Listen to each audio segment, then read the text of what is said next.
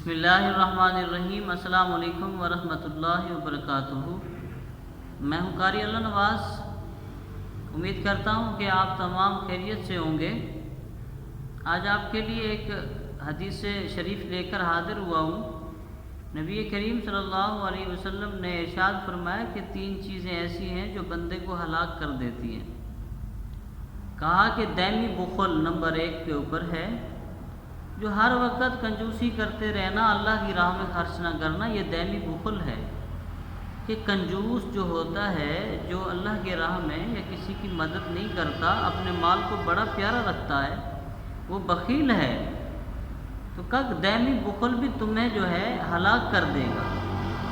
اور نمبر 2 دائمی خواہشات، جو ہر وقت اپنے خواہش کے پیچھے ہی لگا پڑا ہے کہ میرے دل کی جو تمنا ہے وہ پوری ہو جائے۔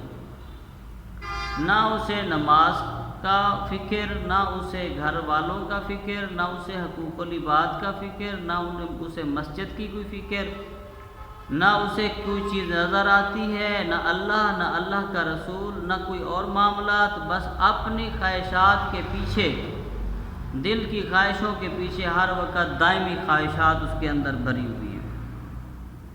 اور انسان اپنے آپ کو بڑا سمجھتا ہے، تکبر، تیسری چیز، بڑا سمجھنے والا، تکبر کرنے والا، وہ اللہ کی چادر کو ہاتھ ڈال رہا ہے، خدا کے غضب کو دعوت دے رہا ہے۔ جب اللہ کا غضب اٹھے گا اسے دور پھینکے گا، چاہے اس کی گردن ہی ٹوٹ جائے۔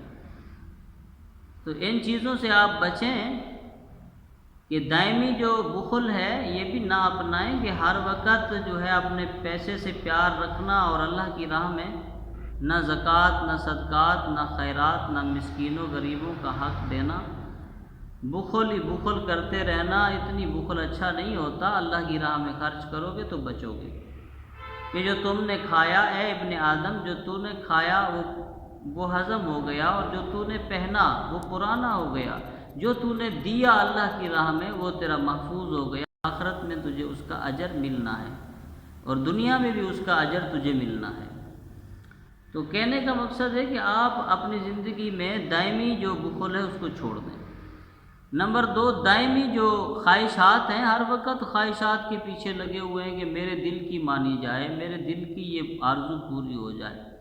یہ تمنائیں نہ رکھیں، اتنی لمبی لمبی تمنائیں، پہنچتے پہنچتے اس کو پورا کرتے کرتے آپ اپنی زندگی سے ہاتھ دھو بیٹھیں گے۔ اور یہ تو نہیں کہ بھی زندگی تو 4 دن ہے، اور اس کو اگر آپ نے اچھے کاموں میں صرف نہ کیا، خواہشات کے پیچھے گزار دیا، تو پھر آپ کا کیا بنے گا؟ آخرت میں اللہ کے روبرو کیسے کھڑے ہو کے اپنے حساب کتاب کلیئر کرو گے؟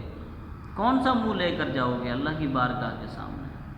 اور نمبر 3 تکبر کرتے ہیں جی، 4 پیسے آگے تکبر کرنے لگے، کوئی بندہ کچھ رزق والا ہوا یا دولت والا ہوا تو وہ تکبر انسان کو انسان نہیں سمجھتے، نوکر کو نوکر نہیں سمجھتے، ظلم کرتے ہیں اور اکڑ کر چلتے ہیں۔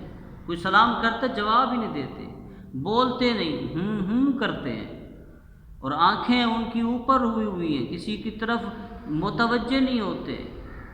یہ چیزیں آپ اپنے آپ کو گریبان میں جھانک کر دیکھیں، برباد کرنے والی، ہلاک کرنے والی۔ اللہ تبارک و تعالیٰ سے دعا کرتا ہوں ہمیں ان چیزوں سے بچائے، اور ہمیں اپنے نبی کریم صلی اللہ علیہ وسلم کی سنتوں کے اوپر عمل کرنے اور عاجزی اور انکساری اپنانے کی توفیق عطا فرمائے۔ آمین ثم آمین۔